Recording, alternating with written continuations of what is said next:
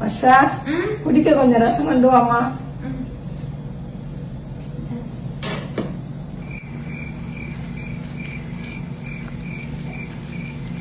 டேய் என்னடா ரசம் நாட்டு மூத்தம் மாதிரி இருக்குடா.